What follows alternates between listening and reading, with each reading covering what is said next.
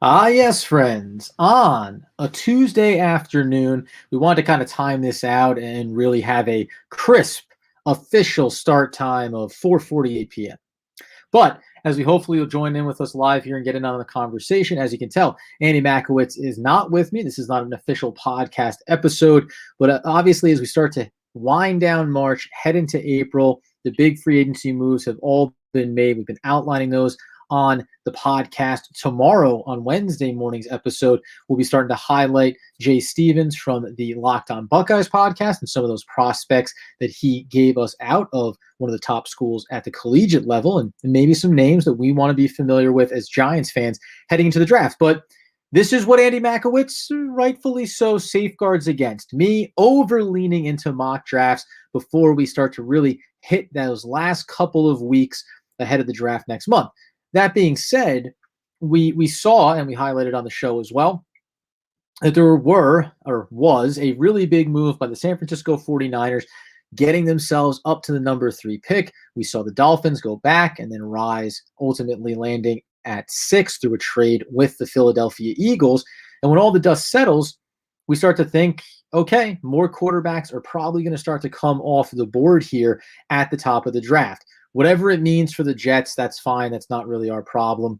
Whatever it means, for what quarterback's going at 2 or at 3 or at 4 for that matter, those aren't really our concerns. For the most part, what we can safely assume is maybe we're going to get a handful of players at the top of the draft at the quarterback position, which means that some of these skill positions should be coming down for the New York Football Giants. What's going to happen at 11? Are there trade down opportunities? And if so, should the Giants take advantage of them? What extra players would be available there? So we figured, let's get on, let's have some fun, and let's talk about the New York Football Giants mock draft opportunities. For this particular one, because I like the layout of it, we reference them sometimes on the show, obviously. We're going to be using, as we'll pull it up here on the screen for everyone, the Pro Football Focus. We're going to go ahead and use their layout here. We'll try to get this as big as possible, and I'll go ahead and bring it up nice and bright here for you so we can talk about it. Right now, we're obviously in the pre-draft room here. We're going to pick our team, New York Football Giants. We're going to go ahead and just bring down the speed of this draft a little bit just so we don't move too far ahead. Obviously, we'll be pausing when we get to the New York Football Giants and start to discuss some of the options that they have there. A couple of things, though, that we do want to keep an eye on, just from a technical standpoint, if you want a little look behind the curtain, so to speak, as I welcome in, hey, Joseph Clark. Again, you're going to become the mascot of the One Giant podcast here on YouTube because you've been with us from the very start, it feels like. So I'll highlight you in just one second, just for information and background. Right over here, you can see we're talking about the speed of it. That doesn't matter. But care for position value. These were important ones. Randomness. We don't want from the hip, really off the board mark where, put it out there. Well, the Giants, let's say, we're not taking a quarterback this year, so I don't want randomness where I end up selecting a quarterback at 11. Draft needs, we're going to keep that pretty high, and then obviously care for positional value up there pretty high as well. Let's take a brief second here and look over at Joseph Clark. There he is with the thumbs up, with the high fives, with the fist bump. I love it. Joe, you are in favor of drafting to the strength of this class, and that would be either a top 3 wide receiver or Pitts, but the smart move would be a trade down if possible. There you go. So this is perfect, Joe, because this is what we're talking about when we think about how this draft could potentially play out. And let me go ahead and just get this pulled in a little bit tighter. Then we'll go ahead and just make these selections and get everything set up that we need to. But this is what it comes down to. The Giants are going to pick there at 11, and you're right, Joe. There's going to be a real opportunity here where the Giants may be going to have Jalen Waddle on the board. Now, it's going to come down to, if Jalen Waddle is there, does that mean that Rashad Slater is not there? Does that mean that if a Kyle Pitts has fallen to there, would you automatically go that over top of an offensive lineman? How far down would you go for an offensive lineman if you feel that's the need? A lot of fans over on social media have been saying, man, dream on the idea of adding Jalen Waddle, adding Pitts, adding even Smith has been thrown out there as well, though I think For me personally, it's a little bit of a different hierarchy. I think it's Chase is the clear cut for wide receiver. You put Waddle in behind him. I think Smith should be a little bit further down. Waddle seems to have lost some of the cachet because of the injury, but going back to prior to this past season, he would have been much higher up on the board, or certainly number 2 right behind Chase. Then you get into the Kyle Pitts piece, and we start to think about what are we looking at when we say there's an opportunity, right, for a guy that's labeled as a tight end. We're starting to understand that this guy is going to be a versatile wide receiver, tight end, out of the slot, on the outside, use him all over the field. And for New York Football Giants fans, we're probably talking about the thing that we thought maybe Evan Ingram was going to be, and certainly hasn't turned out that way. But rather than gild the lily on it, we can walk through some of the decisions that we're going to have to make here as we get underway. So we'll run the top of this draft here. Most things like Trevor Lawrence, like Zach Wilson. There's Justin Fields has become, at least in this mock draft format, that's become a consensus there for the San Francisco 49ers that have moved up. Some people think that there is certainly an opportunity for the 49ers to go with Mac Jones because the skill set and what that maybe is going to feel like for them within their system and a win now mentality. You can hold on to a Jimmy Garoppolo, maybe let Mac Jones learn underneath him for however long is necessary, and then he can take the reins and maybe lead you on, not unlike the Alex Smith handing over to Colin Kaepernick, that type of playoff run that gets you to a Super Bowl, even though they ultimately came up short. But that being the case, as we're just going to switch over here real quick, and I apologize because what we want to have on here is going to be our clear cut. I want you to get good audio as we run through this mock draft. And that means just adjusting a couple of chords. There we go. This is why we do it live, so you can get a little look behind the scenes there, the sultry sounds of my voice. So, waiting until the second round for, listen, Joe, this can be you and me one-on-one here in terms of the live session, waiting for that O-line help. I get it. So let's get into it here as we look at this, right? Top of the draft, we see the Justin Fields. There goes Chase to Atlanta. Possibly means that they could be looking to move on from Julio Jones, who's a veteran, obviously, but maybe they want to keep young weapons. Maybe they just want to add a real stable and lean into it in the latter years of Matt Ryan's career. There goes Sewell. Makes a lot of sense. Let's protect Joe Burrow coming off that injury. If Chase had been there for them, could have been re-teaming up a college tandem there. Devontae Smith. There goes Jalen Waddle, adding a weapon to the Detroit Lions, who lost Golladay, who lost Jones, right? Trey Lance makes sense. Carolina Panthers, they get to stand pat and still get a quality quarterback. And there goes Mac Jones. And just ahead of us is Kyle Pitts. And then we come up there at 11. Now, to your point, Joseph, when we look at the best available players, so here's what I like about it. And this is, I've run this mock scenario before. I don't know if it's going to work out exactly the same, but I certainly am going to be curious to see if it does. Parsons is on the board here. There's Slater. I love Slater. That's a plug-in starting right guard for the New York Football Giants. Across the offensive line. There's even talented players like a Patrick Surtain. If we hadn't gone out and got our number 2 corner on the market, this could be a nice spot for him, even though you wouldn't consider it to be one of those top needs on the New York Football Giants draft board. Here's the thing, though, and we've been saying this. I've highlighted some of the guys that I like in terms of edge rushers, at least by Pro Football Focus standards, right? Look where we're going to before you start to see Kwity Paye, 22nd overall, getting taken around 18th. There's Owe getting taken at 28th, even though being the 23rd ranked player on the board overall. Even Ojulari, right? Another name that a lot of people are fans of, as well they should be. But all these guys are in the middle of that first round and behind. I think that the edge rushing category, when you go from mid-first to mid-second, I think a lot of these guys are closer together than we maybe realize. Obviously, there's going to be names like Jalen Phillips, who ran a really nice 40 at his pro day, said he could have done even better. So that could be tantalizing. Obviously, concussion concerns might make you want to shy away from him there. And then we get into the Gregory Rousseaus of the world, etc. Here's what I've run before, and we'll see if we can run it again because I think it's worth it. Let's touch in on that trade down opportunity. The reason being, even though Slater is there, and this can speak to what you're mentioning there, Joseph, and that is, even though we need offensive line, if you can somehow create extra value by trading down, if a player like Parsons can entice a team to come up the board, you have to get pretty excited about it.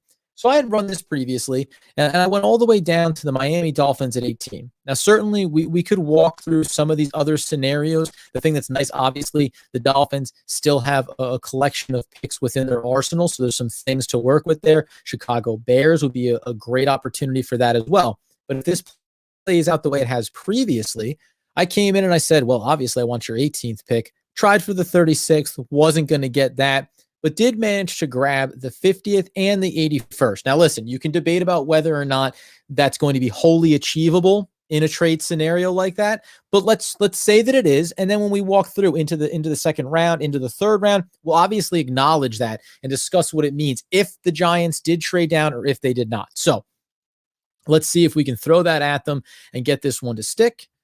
Hopefully it goes through, because otherwise.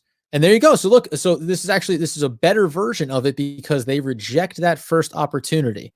So let's take away the 81st and let's go ahead and move down and say, give me a 4th rounder there in the follow-up draft and see if that gets the job done. It doesn't. Okay, let's just try to make sure that this thing happens here and they come up so we can move through. Oh, we can't get them to do it. Can we get them even to do it for the 50th? There you go. All right. So let's just say that that's the scenario here. It gets us the extra 2nd round pick, and this probably plays out closer to accurate than not. Previously, I've been able to get a 3rd round pick off of them as well, and boy, is that exciting. But instead, in this scenario, we move back and we pick up that extra 2nd round pick for ourselves. What does it end up being if there's an opportunity for us to grab this extra pick, and now we've foregone getting Slater, right? As Joe mentioned there, yeah, don't be surprised. Yeah, Kyle Pitts going to the Dallas Cowboys makes all the sense in the world. They don't have that talent there. You can talk about maybe being able to move off of one of the veteran wide receivers over the next couple of seasons, so setting yourself up for success, and obviously giving Dak Prescott, coming off the injury, an opportunity to have another great weapon at his disposal. So we work our way through. And now we get ourselves back up at 18. And you're seeing a couple of guys like Darrisaw coming off the board. We'll scroll back up and just highlight. It was Micah Parsons. That's how it's played out before. Surtain goes to the Eagles, a great pickup. And the Chargers end up getting Slater at 13. As we work our way down to 18 now, though, the question still becomes, what is the number one need to address here? By getting that extra pick at 50, we give ourselves flexibility about what we want to choose to go after. I've been high on Rashad Bateman over the course of it. I wouldn't hate adding another weapon, but I think you'll see in a later round why it's worth it to address things in a somewhat specific order here. There is Kwity Paye. You can make the case to take him at this spot. I can appreciate that. Obviously, Oweh as well, right? There's opportunities here. I'm making that choice to come down to Vera-Tucker out of USC. And the reason being, if we go in and we think about plug and play ability. So here's what it comes down to for me. When we talk about finishing this line and the versatility, even though, and we'll see them in the 2nd round, there are other offense that we take a look at. Some of these specific positions, tackle, right? Sewell is at the top of the draft. He is a tackle. That's where he's going to play at the pro level. It's going to be a player out of Notre Dame we could see in the 2nd round. That is a tackle. Slater at the top of the draft is nice because you're talking about a guy that has played on the outside, and the more you kick him in is the more productive and strong at the pro level that most scouts think he can be, and that's what makes him so tantalizing. Vera-Tucker's the same way. He displayed the ability at the college level to play at tackle, and if you kick him inside, projections believe he's going to be a strength there as well. I don't like the idea, and you can look at this roster right now and say, well, maybe you're going to see Will Hernandez get an opportunity to start at right guard. I wouldn't love it. I don't know what the intention is for a guy like Nate Solder, but I wouldn't want to see him kick in. Nothing about Matt Pert suggests that he could kick inside, and we added some veterans for depth pieces as well. I want to finish the offensive line and check that box and then think about, as we go forward, being able to say something like Thomas, Lemieux, Gates, in this case, Vera-Tucker, and Pert. 2 years from now, we could be talking about a young core offensive line that we've been able to build around, give that strength in front of Daniel Jones. And for that reason, friends, I'm going to go ahead and come down and take a look at him, and I'm going to pick him. Right? So we understand what we're leaving on the table, right? Edge rushers, obviously. But let's go ahead and pull the trigger on Vera-Tucker, and let's let the rest of this round start to play through. Remember, we're going to come up now at the 42nd pick in the second round, and then again at the 50th. We see here, and we can kind of look where this run starts to happen, right? It's not until the 25th pick there, 7 picks behind us, that Rousseau goes. That starts a little bit of that run, Ojulari to the Cleveland Browns. The pick that everyone kind of agrees is exactly what Baltimore would want by getting Terrence Marshall there. And then there's Jalen Phillips. There's Owe right back into the first round. The top of the second gets underway. We see some more of those tackle players. But again, the reason why I like going Vera-Tucker at 18 is because he's a guy that is looked at as a plug and play, ready to start at guard at the pro level. Unlike a guy like Tevin Jenkins, maybe even like Leatherwood. These are guys that fall into the category of going to need some time to develop. Let's get this back full screen here just so we can try to make sure that you're really being able to see the board. I know it's going to be a little bit tight.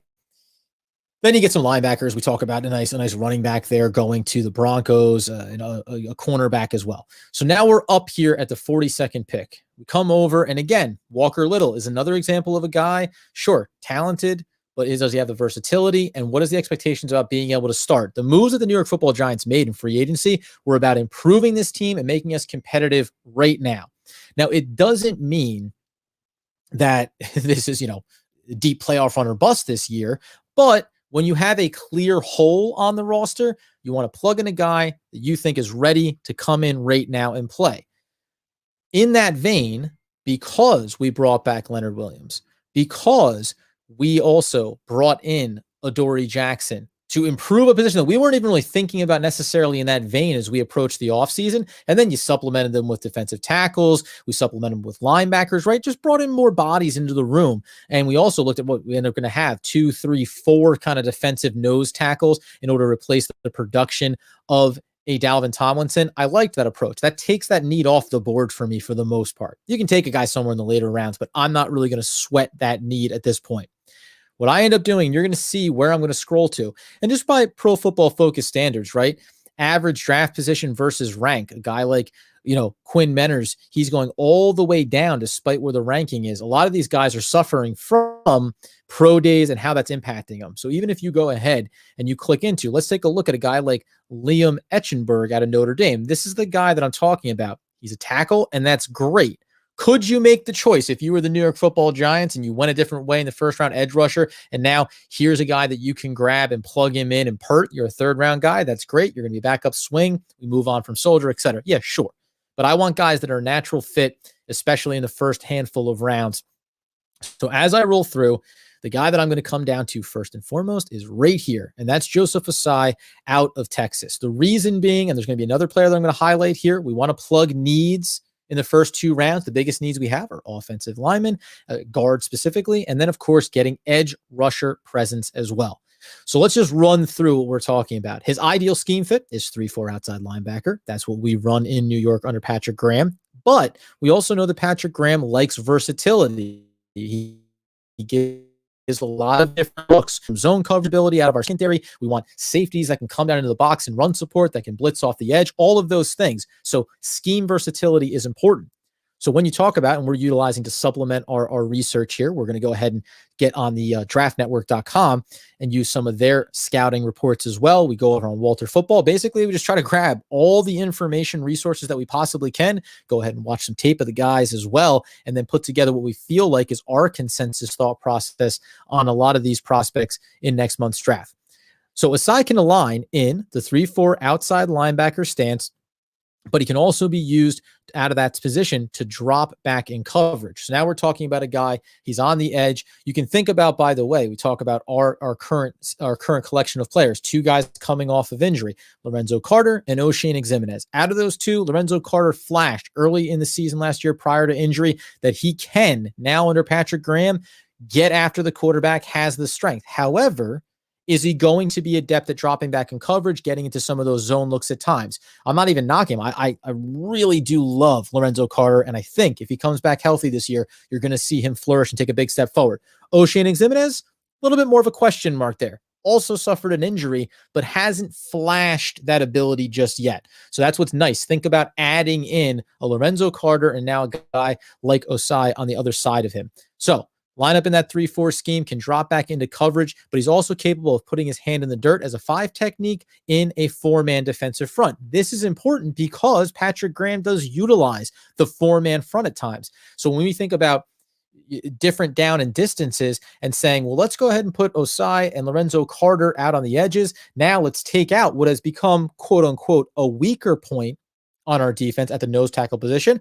Let's go ahead and pull out that player and let's slide in Leonard Williams and Dexter Lawrence to the middle of that line and go ahead and see if the opposition can take on that type of defensive front in those looks. So that's the versatility that I want from players in this draft class. That's why I think that a 6'3", 245-pound 4-star prospect out of Texas could certainly be a fit here for the New York Football Giants. Now, take a little look here because we want to give Joe the shout out. Yes, and by the way, where these guys fall becomes interesting. As I'm going to call you JC, Joseph Clark. Where he's going to fall on the board, certainly these guys could rise, right? When is it going to be the point that you need to take this player? Because again, other teams' interest, dictating about needs, holes that have to get filled. So even if we go back and briefly look here at what went on prior to it, though, what were some of the needs that got talked about? This is why at 18 we go and we get Vera-Tucker, because in behind him, even though we see Vera-Tucker there at 18, okay, now linebacker, a couple of wide receiver, there's the first edge rusher was Kwity Paye to the Colts, but as you work your way through, cornerback is a need, right? Rousseau, you see these edge rushers start to come off the board, but there's a handful of them that are listed ahead of the player that we're looking at in the top of the second round, and just based on need, other teams still have to go out and fix that wide receiver hole they have. Other teams that didn't choose to go, like the Jaguars, right? They come right back in, same school. They go for a tackle to help protect now the rookie quarterback and Trevor Lawrence. So this is how some of these things can play themselves out. So we hope, right? And that's why when you go from different formats, whether it's Pro Football Focus, whether it's Walter Football, we've used a couple of, even ESPN's big board, right? When you look across these boards, there's going to be that fluctuation. And I talked about this the other day with Pessimistic Mike, if you listen to the podcast. And I was just saying, listen, you kind of got to leave this 20 pick range about where guys are going to be mocked, where they're ranked, and where they're going to get selected. Because one simple pick, every team that goes quarterback at the top of the draft in the first round, most of them have offensive line needs. So now all of a sudden the run that doesn't happen at the top of the draft for that position is going to maybe potentially happen right at the top of the second. And when that occurs, a couple of these edge rushers, a couple of these other positions are going to fall down the board. That's, listen, fingers crossed. That's what we'd like to see. The other player, though, that I'm going to look at, another option is Wyatt Davis there. Again, that knee injury in the championship game, that raises a red flag is probably not the right word, but concern certainly. I kind of want a guy that checks the box. If we didn't feel like we had done enough in free agency, Marvin Wilson maybe on the defensive line for that nose tackle position. I'm going to go a ways down the board here, and there's a number of good guys, and it's just for a very specific reason, a guy that I think by the end of this all next month is going to be much further up the board than we maybe see him right now. There's my second award, average draft position just of 91, and that is Joe Tryon. Now, remember, Tryon opted out of this past season, so we don't have tape on him. What do I love about him? And we'll try not to spend too much time on these selections, but as you're coming to realize, I love to get lost in the sauce as far as the details on a lot of these picks, a lot of the options at these selections. Joe Tryon comes out at 6'4", 251. He's just 21 years old, by the way. I love the youth of it. And even though, so let's just run through it again. Starting NFL outside linebacker in a 3-4 defense. Starter. We're in the second round here, and we're talking about getting a plug-and-play starter. That's what you want in these first couple of rounds of the draft. His scheme fit is going to be any scheme. Isn't that what you love to see when you're scouting a player? He can fit anywhere, but a defense with hybrid principles will effectively utilize his skill set. So once again, we're talking about Patrick Graham and giving him weapons and versatility on that side of the ball. He aligned as an edge rusher for the Huskies, typically will rush from an up or down position with equal effectiveness, so you can put his hand in the dirt, just like we highlighted with Osai, or you can have him standing up on the outside if you were to switch over to a 4-3 for certain sequences on the defensive side. Has excellent athleticism. Now, the only difference here for me, I'm not going to go into any more of the details on him. The biggest difference here for me, for either one of these prospects versus a Rousseau versus a Kwity Paye, This is going to be about if he needs maybe his first year to really refine himself and supplement the skill set that he has and become a truly effective edge rusher. That's the difference that we're talking about here from the first round to the second round. And it's not insignificant. And yes, Joseph Clark, you have heard his name getting mentioned more. He is a player that is on the rise. And if you go back and you can check the tape, as they like to say, I started mentioning his name weeks ago on the podcast because specifically I'm not in love with the idea. Kwity Paye is my guy in the first round. If you're going to go edge rusher, that's the one that I would be happiest leaning into. But I'm not necessarily a big supporter of taking Rousseau. I'm not a supporter of Phillips with the concussion issues. Even Owe, I think that he should be closer probably to that second round area as opposed to the first. So, and you see him being there in the middle of the first in a lot of these mocks as well. So if you get to this stage with the talent you have defensively, I'm okay with this. Is where I said before, right? You have a hole, you want to plug that hole. The defense is talented. They need more talent around, but the fact that you can sit there and say, we can go and get ourselves a guy that even if it's year 2, when he really starts to peak, I think Rousseau or Osai or Joe Tryon, the overall return on investment on any of these players is going to be equal in the long term. And if you like some more of the athleticism that maybe a Tryon brings to the table, there's no reason to reach might be a bit of a stretch, but there's no reason to pursue a player in the first round that, again, I think those guys are closer. When you see some of those edge rushers anywhere from 12 to 16, I put that closer at 15 to 20. And I think that a guy like Tryon, I think that a guy like Osai should be closer to maybe 32 to 40, right? So we may be lucking out, or this could be a little bit of fool's gold here, thinking that both of these players are going to be there. I think at least one of them will, so we can comfortably take a look at one of these two players and feel like, yes, we can go get him. Remember, we're sitting here picking at 42. I'm kind of looking at Tryon and saying, by the time draft day comes around, I think this guy's going to be closer to 50 than he is to 80. So we could pick either one of these guys and feel really comfortable about it. Remember, we're going to have an opportunity at 50 as well to select again. And I don't want to kind of give away the trade secrets here, but let's go ahead and back it up. And let's just say, for argument's sake, we want to go ahead and take a look at that young man right there. 60th overall on the board, average draft selection of 72. So we're accounting really for some of the movement we think that he could have in this draft class. I'm going to say that I like him. I'm going to say nay, that I love him. And one of the things over on PFF you can take a look at, here's what you love.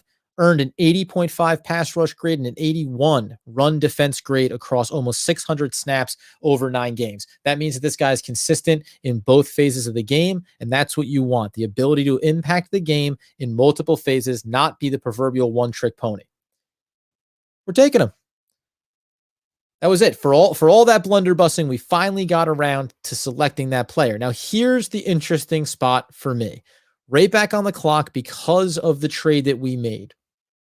When we run through the available players that are going to be on the board, safety, center, wide receiver, that's not that. Maybe even someone like a Jabril Cox would be interesting, right? This is someone who worked in multiple schools, multiple schemes, is highlighted over on PFF. There's some world where the Giants could think about a linebacker, and in the vein of a Parsons, who, even though you can use him on the outside coming off the edge, his primary starting position at the pro level is going to be inside linebacker, and you could pair him right alongside Blake Martinez and feel good about it. But again, getting Crowder as Mr. Irrelevant last year and seeing him still have an impact, having guys like Cam Brown and Carter Coughlin, and whether they're going to be inside, outside, edge, etc., you do have a collection of players. You feel comfortable there. The edge piece is something you really want to make sure you keep an eye on, because one of the two, and in my mind, it's going to be X-Man, is not going to be on the Giants long-term potentially. So you want to have that replacement right there, and then obviously an impact player as well. So when you move through it, though, we're not going after safeties. We're not going after centers. Cornerbacks could certainly come up on the board. And then, again, we luckily got that offensive lineman early there. We don't have to consider the idea of a guy like Wyatt Davis. Working our way down the list here, this is, as you may notice, what we're coming into here. Cornerback, we don't need to. We took that off of our need list in free agency. There he is again, right? Joe Tryon, right on the board. You can tell me that you want to go after an inside linebacker. Okay, fine. I can take you at your word there. You could tell me that you want to get an extra weapon, and I would understand that as well, and I wouldn't knock you for it. Yes, and 100%. Cox is a nice fit here. So I'm gonna make the caveat or the disclaimer that if you wanted to take Cox in this spot, I'm not going to bat an eye at it. I'm going to understand it, and I'm going to realize what it brings to the table for you. For me, though, you can call me crazy if you want. If I have the ability to get Osai at 42 and I come up at 50 because I got that extra pick, I'm a fan of Joe Tryon. And I'm a fan of what it means for the defense in both the short and the long term. You get two players that can line up on the edge. You get two players that can stand up or put their hand in the dirt. You get two players that 2 years from now could be standing on opposite sides of a 3-4 defense, ready to do everything from rush the passer to drop back into coverage and provide you the type of versatility that you want to supplement Leonard Williams, that you want to supplement Dexter Lawrence, and that you want to be able to pick up tight ends and running backs and just create issues for the opposing team and the quarterbacks and say, okay, now go look for the targets you want on the outside in your wide receiving core and know that we have Bradbury, we have a Dory Jackson, and even then, we also just go ahead and remind you, we have Xavier McKinney, we have Logan Ryan, and we have Jabril Peppers on the backside of this defense. 3 players that offer you 3 different skill sets. Jabril Peppers can play deep, and then he can come down into the box and be the thumper in run support. Xavier McKinney is going to be able to do probably everything from playing center field to picking up a wide receiver, a tight end, a running back, and then even, of course, blitzing off the edge. And essentially, Logan Ryan is the veteran version, probably less athletic, less Swiss Army knife-ish version of Xavier McKinney. But at the very least, you can run him down into the slot and pick up a wide receiver there as well. That's why, if you want, I said, if you want to go and take the inside linebacker, feel free. I'm drafting Joe Tryon here. And frankly, I'm not even looking back at it. Now I've gone ahead and taken a weakness, not unlike when you sign a Dory Jackson in free agency. I'm taking a weakness on the defense, and I'm all of a sudden turning it into a strength. So yes, we got a little bit weaker by losing Tomlinson in free agency, but we brought back Leonard Williams. We have Dexter Lawrence. Now I bring in weapons off the edge and create a new dynamic for this defense.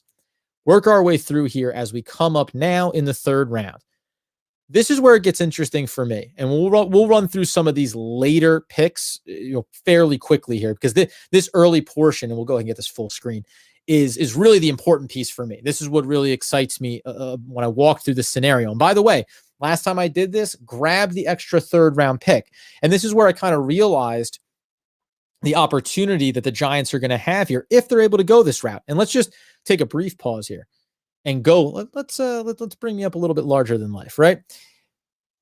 The interesting thing here for the Giants is, let's say that they can't make the trade down, that it's not on the table. That's fine. If Slater, say this plays out where Slater is available at 11, take him. No one's going to be happy to take Slater. You can take Slater at 11.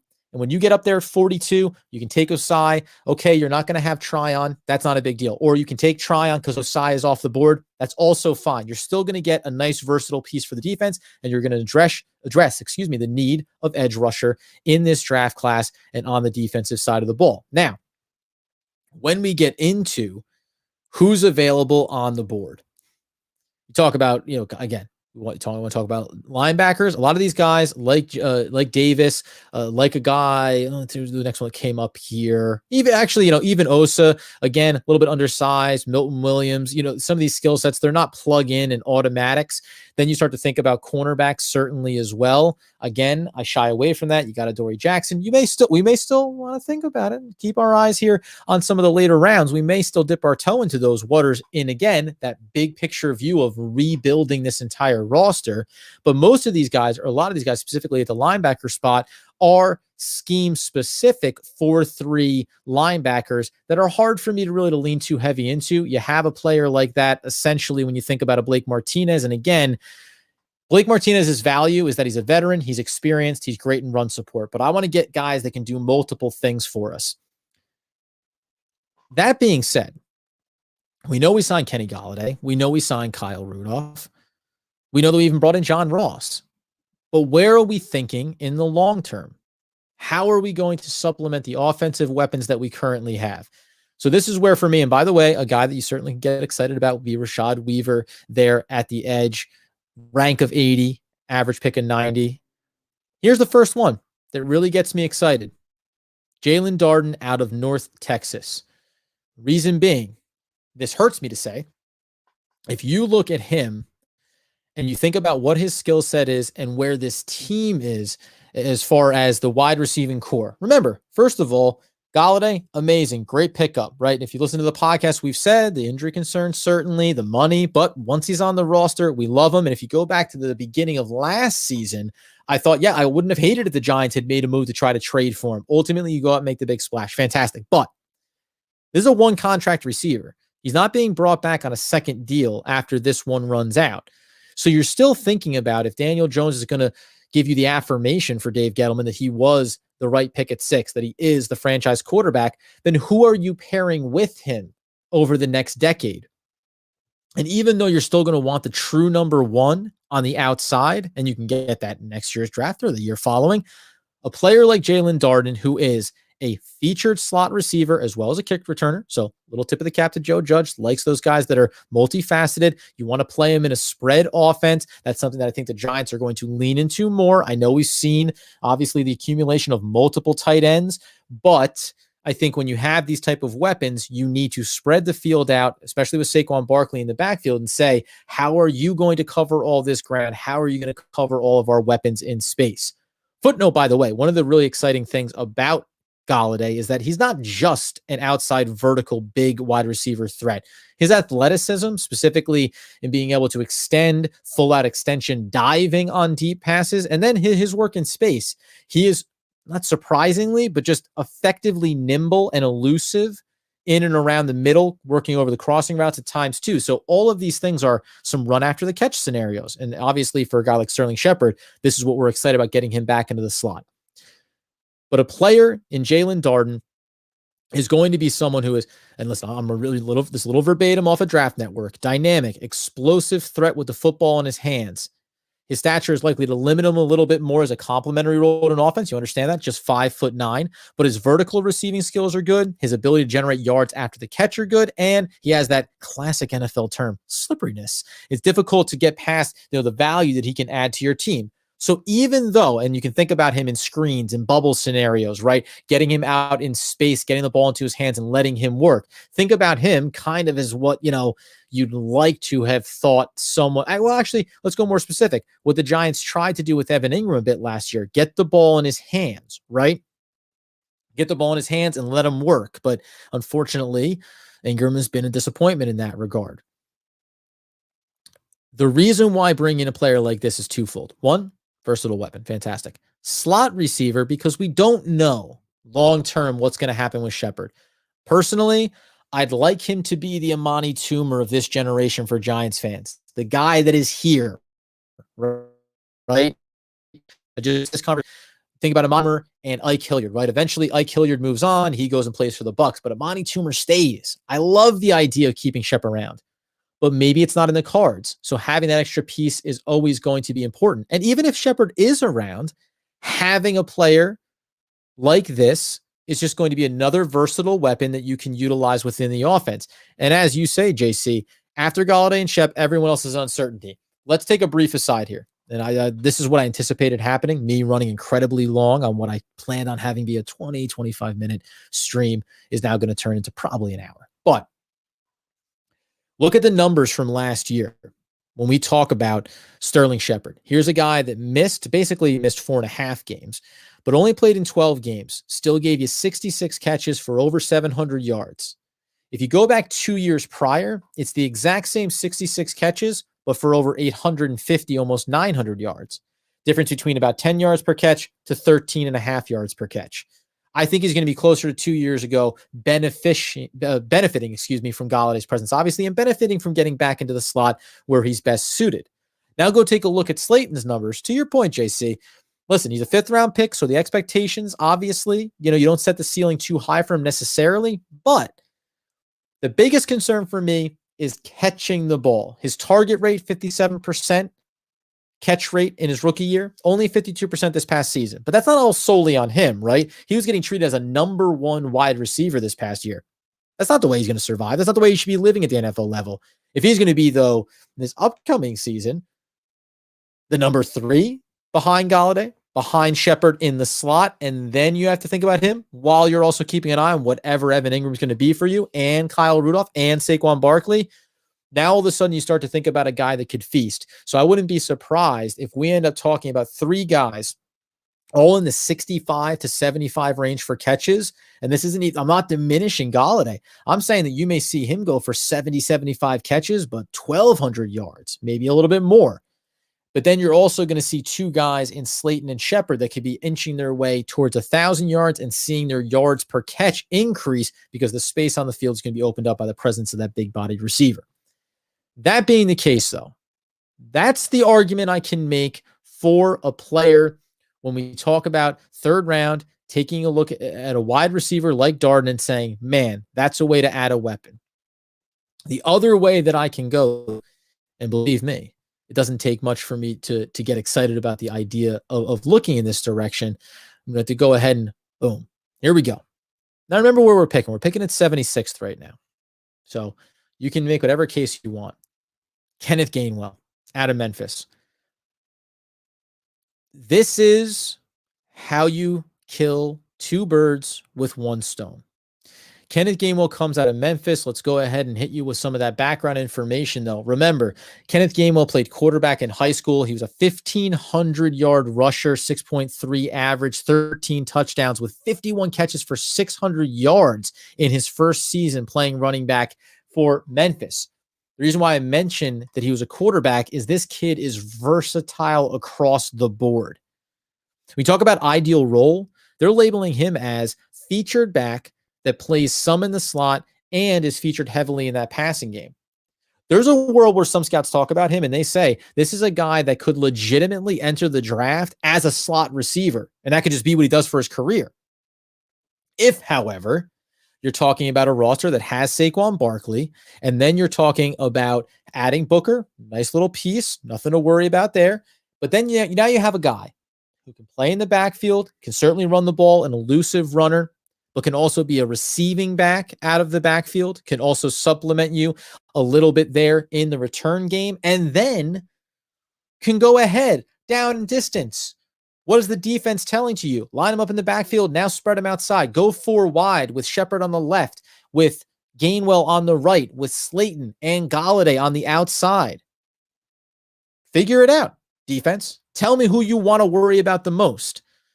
And as you say there, having a combination at times, if you want to get creative, as we all, fingers crossed, hope that you're going to see from one Jason Garrett and hopefully with some of the influence from Freddie Kitchens, but go ahead.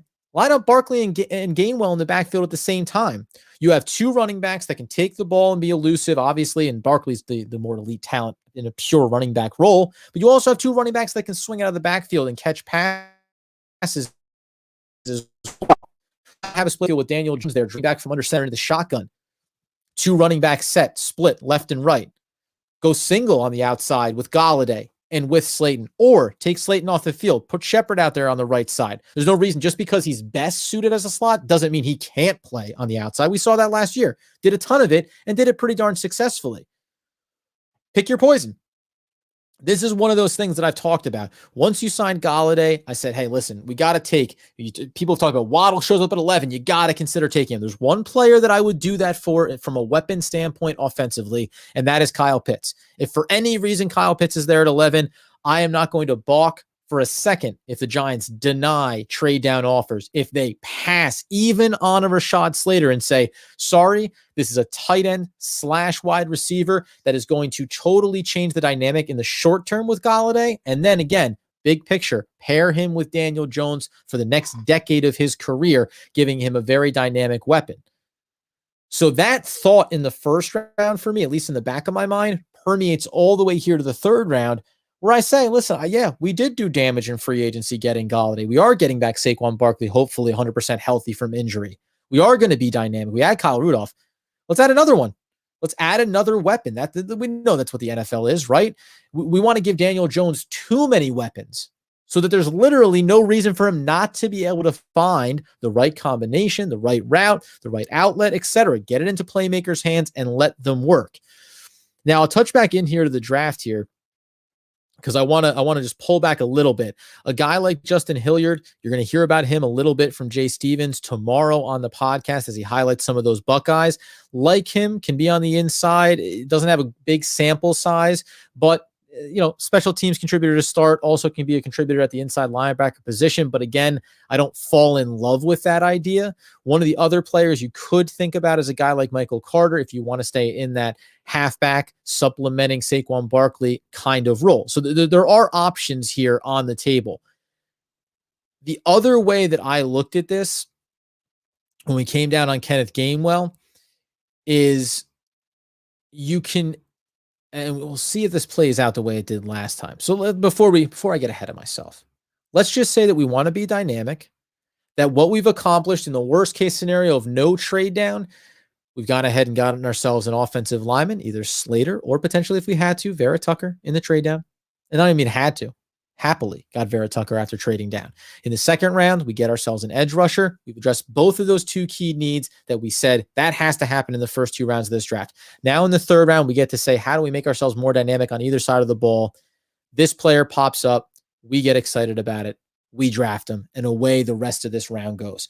So as that starts to play itself out, and by the way, let's think about this twofold here. We can talk about the idea of Gainwell being a great supplemental piece. Just talk about him just in the overall, what this player can be for this offense in the big picture. He counts as a dynamic weapon that you're pairing with Daniel Jones for the long haul. We all anticipate Saquon Barkley being back and back to his usual form. And we all anticipate in a lot of ways that because Dave Gettleman drafted him second overall in the draft, and that debate is going to go on forever, but that he will be back on his second contract. But how much better would it feel if you had a dynamic running back that you legitimately could take Saquon Barkley off the field and not lose the dynamic element out of the backfield? That's the short and the long game when you talk about looking at the draft this year and then the team in 2 and 3 years down the road. Now, here's where we get it. Here's where we color myself intrigued here. We come back around. We're now at the 116, the fourth round pick. We know we're going to have a big layoff here before we get into our next opportunity. And this is where, again, when I look at both sides of the football and I say, how do we get better? Now, remember, in the previous mock draft where I grabbed the extra third round pick, I actually, you can argue, reached, because here we are on fourth and Darden's still there on the board for us, but I did take him. So there was a world, by the way, where in a trade down scenario that you were able to grab that extra pick. I went ahead and got myself Vera-Tucker. I got myself Osai. I got myself Tryon. And then I got myself Darden. And I got myself Gainwell before I got to the fourth round. Gluttonous. And certainly, listen, we can cross our fingers and dream. But if we live in some type of world where we either can't make that trade down or we can, but it's a little bit more restricted, fine. We're still going to have ourselves a great collection of talent. Now, every box I wanted to check. Offensive guard, done. Now we have a young offensive line. Fantastic. Edge rusher presence, done. Lock it up. Got a great player there. Follow it up with another offensive weapon. So now let's think about the thing that we didn't necessarily know when we were going to be able to address. We got, lucky that a Dory Jackson was maybe coming off a not dissimilar situation, by the way, to Golladay, where it was, hey, what happened here? He ended up coming back from injury last season with the Titans, but there was speculation that he could have come back sooner and he didn't. Golladay was the reverse, got injured, never came back, and there was speculation that the injury wasn't as serious. These were the, quote unquote character issues that the Giants wanted to discuss with them in their visits prior to signing them to substantial contracts. I'm not even going to tell you the name first. I'm just going to read off a little bit about this young man before I tell you who it is. So you talk about his game tape out of Wisconsin, and if the draft board is up there, maybe you can glean where we're going to go here. It's a small sample size in that regard, but he fits in at the nickel corner position. He's scheme diverse. Check the box for Patrick Graham. And this is a player who has shared time between the perimeter and the nickel. And you most likely see him in the nickel, but it certainly was scheme dependent at college that forced him into that role. He could flex onto the outside as well. He should offer NFL teams a smart, savvy defensive presence, even without the extensive game tape to back it up. The idea would be that this is someone who can kind of hit some home runs for you at times on the defensive side of the ball, getting some of those, big interceptions, forcing some turnovers that we talk about. And in the long game, develop him into a coverage corner that can use his quickness and also some of those tools that would work well against slot receivers. So that's the big piece of it, right? Let's get back out to the board here and see if there's anybody that you could have thought it wasn't going to be, or if he was actually showcased up here. And in fact, he was. So you have a guy like Benjamin St-Juste. Nope, going right past him. You saw him up on the board last time, 98th on the board, average draft, basically 109. It's Rashard Wildgoose. The reason why I go here in the 4th round is, again, let's think about short and long term. Yes, we brought in Dory Jackson, but prior to this offseason, prior to acquiring Dory Jackson, what were we looking at? Bradbury, fantastic. Love the play we got from him, obviously. But then you're saying Sam Beal coming off an opt-out year, hasn't really shown a lot yet to this point. You're talking about a guy like Yadam, who, listen, over the course of last season did improve, but you wouldn't earmark him for key role in the Giants defense. And then you talk about a guy like Darnay Holmes, who showed a little bit of versatility playing in the slot and also on the outside. I like the idea of adding another versatile weapon so that based on a week-to-week basis, the matchup and skill set of players that are either on the outside or in the slot, you can have a rotation of guys on the sideline that you can run in to create better matchups for yourself defensively. Then in the big picture, this is a walk year for Sam Beal, right? Now, maybe we get to bring him back. Listen, nobody got more excited when we took him in the supplemental draft, but think between injuries and opt-outs, it just hasn't panned out. Yadam, even with his contract hit, could become a potential cap casualty after Dory Jackson was signed, because you're talking about a couple million off the books if you were to move off from him, and they may need that money for draft picks. You may need it if there's someone who comes out there when cuts happen over the course of training camp. Maybe there's a body that you want to add in a different position across the roster, etc. So none of these guys beyond Dory Jackson, Darnay Holmes, and Bradbury are locks to be a part of this roster in the long term. So three cornerbacks, one of which who was fantastic in Bradbury, but also are we going to have him on a second contract with his age? Probably not. Think about the number one corner on this team. Think about the number one wide receiver on this team. Both guys are fantastic, and both guys might be on one contract deals with the New York Football Giants. You can say whether or not this is a reach, and when you go back and look at some of the other players that are out there on the board, if you wanted to, remember, you could go Darden here if you want to. We can double, triple down on the offensive side of the ball between free agency and the draft and give a myriad of weapons. Guys like Tay Gowan, guys like Kendrick Green, the guard there, they don't really do it for me. But I think a player like Wild Goose, who doesn't have a ton of film, but has a lot of developmental upside, would be a great piece to bring in. And really, with zero pressure, you can give him some sample sizes this season. He doesn't have to see the field. As a 4th round pick, special teams contributor, fantastic. Maybe some sub package opportunities, and maybe he comes in and pushes a guy like Darnay Holmes a little bit just to make sure, right? I'm sure that Darnay is the guy because we need affirmation, especially at that nickel position, at the slot defensive position. Who's going to pick those men up? We need to know what we have there. Still have to check that box. So I like the value of this selection. I like the long-term growth of this player. So we're going to go ahead and grab Wild Goose here, and then we'll go ahead and have a little conversation with Joseph here. Taking a step back there, as you said, if Barkley goes down, we don't lose much, if anything, with Gainwell back. Exactly. Joe, I knew it. I knew you'd get it. But, think about this. Everyone talked about when the Giants went out and signed Devontae Booker, my co-host, lovely man, Andy Makowitz, he was disgusted by the amount of money that was given to him. $6 million over 2 years, 2.5, 2.75 in year number 1. But you wanted to have that player there. But when you go back to last season, everyone got excited about Wayne Gallman. I like him. I like when we draft players, and I like when they do well. But Wayne Gallman is a north and south runner, head down, bulldoze.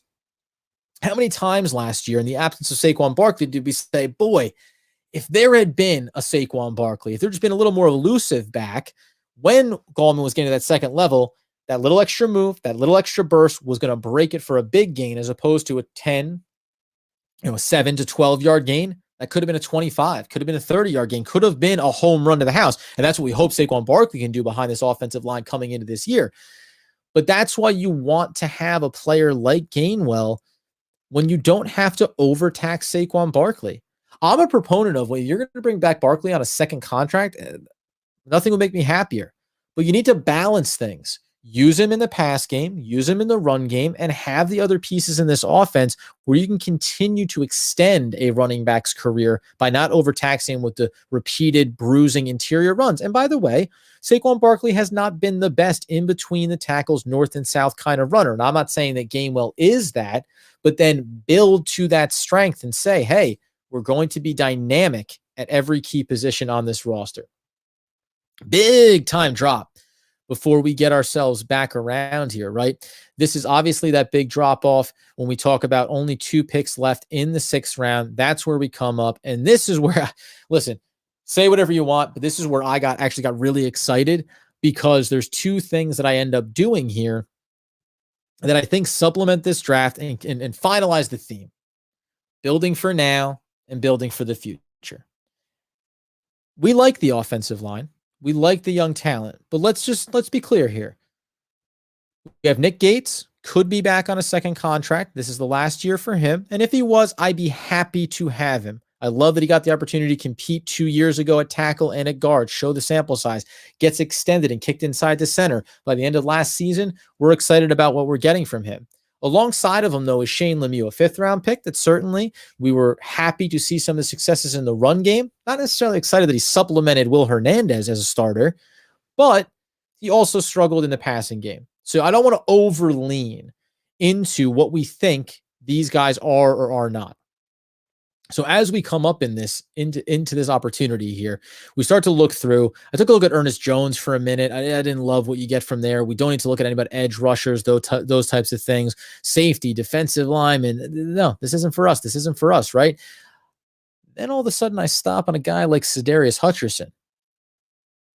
Rank 180, ADP 188. So we're right in that range there, right? This is a developmental player, but let's get into that scouting report on him. He's a developmental starting guard.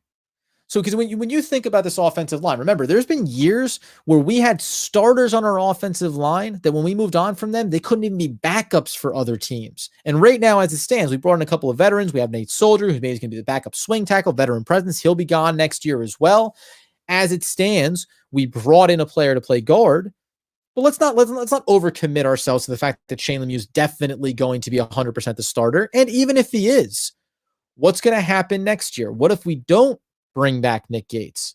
Well, a player like Shane Lemieux can kick inside to center. That's what the versatility was in the draft class. Would he play at guard, backup guard on both sides? Could he be a center? How would they utilize Nick Gates in that role? Ultimately, it's Gates at center. It's Lemieux at guard. Maybe he can kick inside to center, and he can be the long-term center for this team. Will Hernandez, people are speculating that he's going to get a shot to start at right guard. We've already brought in Vera-Tucker, so we're not concerned about that. And listen, it stings to acknowledge the failure of drafting a second-round pick like that. And I'll go one step further here. Once upon a time, I love Saquon, he's our guy. In that same draft class, don't even worry about the trade downs that everyone talks about. The Giants at number 2 could have taken Quentin Nelson, and the Giants in the second round could have taken Nick Chubb. You can decide in your own mind what would be a better scenario right now for the New York Football Giants, having Saquon Barkley and Will Hernandez or having Quentin Nelson and Nick Chubb.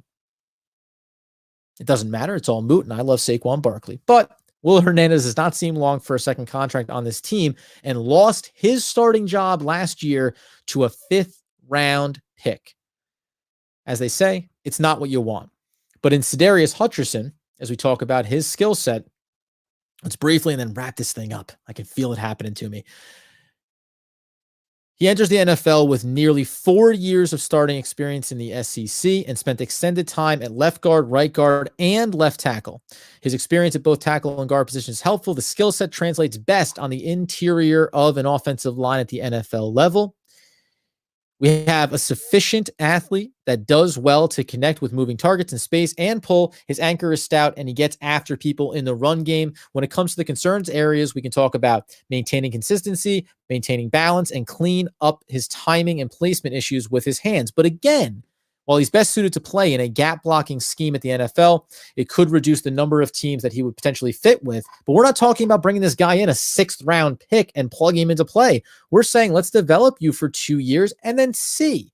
And that's worth taking the shot in the 6th round on a player like that. So let's grab him. Let's be excited that in the worst case scenario, I think, we're talking about basically saying, hey, here's our 5 stars on the offensive line, and here's some young players that we're developing in the background that also excite us. We come right back up at the 201st pick. It's the last pick of the draft. By the way, there's a scenario where you can very much tell me, you know what you probably want to do here is package up both of those picks, get into the 5th round, and target a player. That's very much what I think. If I had to pin my hopes on it, I think the Giants are going to do that because it just makes sense. Take 2 picks, go target a specific player that you really like, that you want to see on your team, and don't worry about maybe taking some developmental pieces. But if the buyers aren't there, there's no reason for you not to feel comfortable in the 6th round finding quality players. When we come up at 201, we start to work our way through here, and I'll see if this player is still on the board because, again, similarly to taking that last guard, this is a guy that may or may not be there. So we're going to have to let's get inside the numbers here and see if he comes up on the board. Thankfully, he does. Now, take a look at this, right? Robert Jones out of Middle Tennessee. His rank is 234. Again, by the 6th round, we're going to take somebody that we believe in, that we think can be a player for us. Developmental starting guard once again. But again, starting guard. You can develop this player into a starting guard. He projects as an offensive line guard, despite the time that he spent at tackle as well. So again, one of the things I love when we talk about versatility is taking players at the college level that played on the outside and kicking them in. For the most part, if a player has the ability to play those multiple positions at the college level, if they can survive, like Vera-Tucker on the outside, it means that they can be more dominant on the interior offensive line.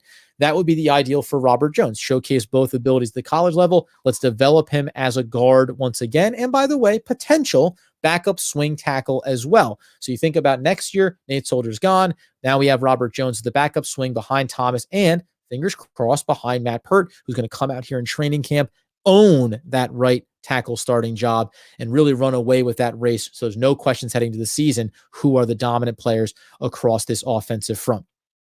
He was one of the top JUCO tackles in the country at when he played in the high school level, community college level, where he played at left guard. He also is solid in the protection for the pro game level. He has athleticism, but it will not allow him to thrive on the perimeter and in isolation. Teams looking for a low-cost investment inside for potential power starter can look at Jones ideally on a day 3 prospect. And that's how we do it, friends. That's how you go ahead and enter this draft. So let's just go ahead and pull the trigger on him. And listen, again, these picks, you can look anywhere else you want. There's a lot of tackles that we're talking about here in this range. Let's go ahead and clear it out and say there's linebackers, there's edge rushers, there's halfbacks, there's a lot, there's even tight ends if you want to have 7 of them on the roster. But for me, when I'm looking at it and you see how far we're going to scroll down here, there's not a lot of other boxes to check. Maybe inside linebacker, if there's a flyer that you want to take a look at, I certainly would not really just these linemen. I think that it's important that the Giants don't allow another couple of years to go before you just have some more players in the pipeline and potentially, listen, injuries happen, right? Some guys come up for second contracts and need to move to free agency. Wouldn't it be great to have replacements on deck so you don't have to feel like you're in a panic position going to free agency and trying to plug holes? Rebuilding a team is about more than just making the team better. It's about knowing that from year to year, you're not going to all of a sudden lose 3, 4, 5 pieces and find yourself decimated.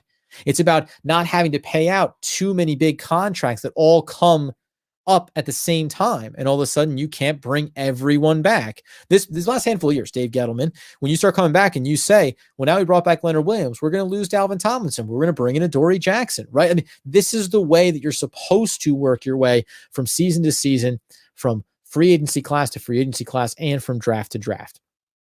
So these will finally work their way all the way through here on some of these last numbers. We'll go ahead and just punch the ticket up on moving this one through. And here we go.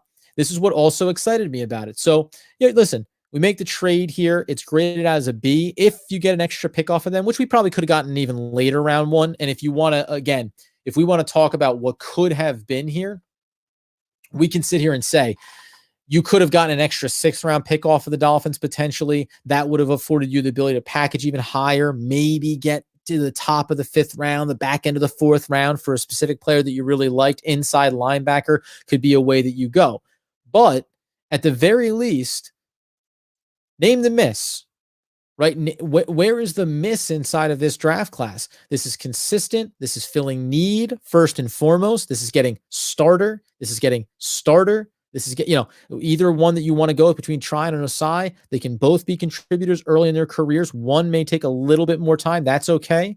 But then you look even behind them. You get a dynamic playmaker like Gainwell to supplement both the running back and wide receiver rooms. You get a guy like Wild Goose that you can develop to be a contributor within the cornerback room as well. And then a guy like Sedarius Hutcherson, like you said, maybe a little bit earlier than you need to, is right about in the range there. But 2 players that you think you can develop behind offensive linemen that you're excited about, but not wholeheartedly committed to. For example, Shane Lemieux. He's a 5th round pick, right? We all sit here and say, 6th round picks, are they going to be starters? I don't know. What if Shane Lemieux is serviceable this year, but never quite cleans up the pass protection part of his game? And all of a sudden going into next offseason and next training camp, Sedarius Hutcherson or Robert Jones start to flash a little bit. Having Jones as the backup swing tackle behind Purton Thomas would be phenomenal. Let's check these boxes, man. No, I know. And that's what, and by the way, you can go right back into that Kenneth Gainwell selection and say, when you took Kenneth Gainwell, you can look at that wide receiver class and even just for sake of argument, right? Let's go back to full results and let's get into that type of range when we're coming up there in that 3rd round, right? Who was available potentially for us? Tylen Wallace, the Eagles grabbed him. Okay. You can take him and I can be excited about him. You want to say Amon-Ra St. Brown. Okay. Like these are guys that went, just ahead of our selection, but okay. Opportunities there. I like it. I can get excited about it. Behind our selection, who else will we maybe be considering when we think about some of these players that went off the board?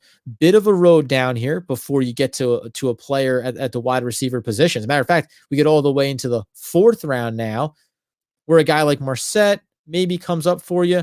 Maybe Sage Surratt, though honestly, the 113 ranking to me seems a bit low for him. I feel like he's a 3rd round guy in my mind, and maybe you take him in the 3rd round there. There's a hint. Listen, Nico Collins is a guy, I know people are a fan of his. I don't think that it's necessarily going to be the way that it's going to go as far as his pro career. I think he'd be better suited to transition into tight end because he doesn't have the separation ability, the route running and breaking off at the top of his routes and really creating some space. Don't know if that's going to work for him. But there's a lot of dynamics, right? At the end of the day, thank you, Joe. At the end of the day, this wasn't, this isn't, I didn't have to do a lot of work to accomplish this, right? Take away the trade down. Put Slater, plug in Slater's name here if he's there at 11, right? And then give me Joseph Asai, and then give me a wide receiver if you don't want Gainwell. Because I would understand that. Without the trade down, I would understand maybe you want to stick with that wide receiver and add that extra weapon. Fine. Pick a wide receiver, plug him in there. I love Amon-Ra St. Brown, by the way. You can put him right in there if you want. And then go ahead, give me an inside linebacker you're a fan of. And then likewise, back end of the draft, see what you like in some offensive tackles, maybe see what you like in a later round running back, right? That's probably a version of this that we need to talk about and live in the reality of how early is too early to take a running back within this draft. That being said, this, by the way, is why Andy won't let me do this on the podcast, because it is an hour and 10 minutes later, and I'm just starting to wrap myself up. I'm really excited about what the free agency haul has afforded for the New York Football Giants. There are scenarios where the Giants are going to come up there at 11 and Slater's going to be gone and Pitts is going to be gone and Waddle is going to be gone. And then maybe it is a Rousseau or maybe it is a Kwity Paye. Kwity Paye I like. If you're going edge in the 1st round, give me Kwity Paye. I'll take that. My only concern about any of these scenarios is he kicked the can 1 round down. We talk about offensive line. gosh, you're running a risk, right? You're running a real risk of not getting a quality player that you want to plug in. The best thing you can say in that scenario is that if the New York Football Giants choose not to take one, it's because they have confidence in the roster that they have there right now. And that's what I choose to do as a fan, right? I choose to say, if you're not going to take player X, it's because you must believe in what you currently have on the roster. Likewise, if you don't take Osai or Tryon, I have to believe that you have confidence in Lorenzo Carter and O'Shane Ximenez coming back from their injuries and being effective with the collection of talent you've put on the defensive side of the ball. Amon-Ra St. Brown, by the way, I threw that name out there. Joe, you supplemented by saying you love him. I really do as well. So I'll even make the barter with you, Joe. I'll say that we take Amon-Ra St. Brown instead of taking Gainwell, right? I mean, if that can play itself out. I'd even go as far, by the way, and maybe I'm definitely going to do another one of these where we take a look, and I'm going to look at other platforms to see how do these scenarios balance out when you go to other platforms, ESPN, when you go to FanSpeak, when you go to Walter Football, when you use their systems in place. Do all of these names still fall, right? Is Osai still there when we're picking, or are we getting funneled into a bit of a pipe dream through Pro Football Focus? And again, that speaks to the range when these guys can get taken. But when I do come back on the next one, I will talk about Amon-Ra St. Brown because I think he's an incredible value pick originally, and I still like him a lot. Rashad Bateman, obviously, is a guy that I like, but but a guy like Amon-Ra St. Brown gives you great value. And maybe, as I was saying, right, in the world where you got multiple picks in the trade down, second and third, that's where you could open it up, right? I took another wide receiver when I had multiple threes. Maybe you have multiple threes and you can go ahead and get yourself Gainwell and Amon-Ra St. Brown. But that's all I want to do. I'm here to change hearts and minds, Joe. And that's what I've done. I've brought you around on Gainwell. I've given you his versatility. And with that, we close out our first YouTube session covering some of the mock draft scenarios that we're really excited about. I didn't bother using any of my beautiful graphics. Look at this. I could have said 2021 NFL draft. I could have told you the big pick at 11. I could have told you supplementing talent. I could have told you about the long game. But at the end of the day, friends, this is all about running through some of these scenarios and getting excited about what's possible for the New York Football Giants next month in the draft. And why, if you're a betting man, I went over to William Hill a couple weeks ago and put a few shekels down on the New York Football Giants winning the division. Not trying to gild the lily, not trying to jinx the process, but that's the level of excitement that I have around this team. They will be in a position to compete for the division this year as long as the draft goes according to plan. And there's very few scenarios where the Giants aren't going to have quality players to select throughout the draft, regardless of trades. They're going to have quality players to build out this roster with this. Thank you, sir. Listen, really, now this will obviously get edited down. It's not the right word, but it'll taken off of the live. It'll go back into the circulation as a video on YouTube. Joe, really, 1,000 thanks for coming on here and then sitting with me through this entire mock draft and working with it. If I've convinced you, fantastic. That's all I'm looking to do. Convert a couple people, bring them over to my side of the pool.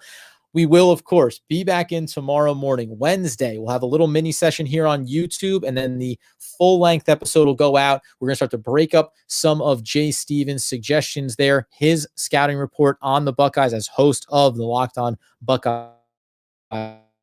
There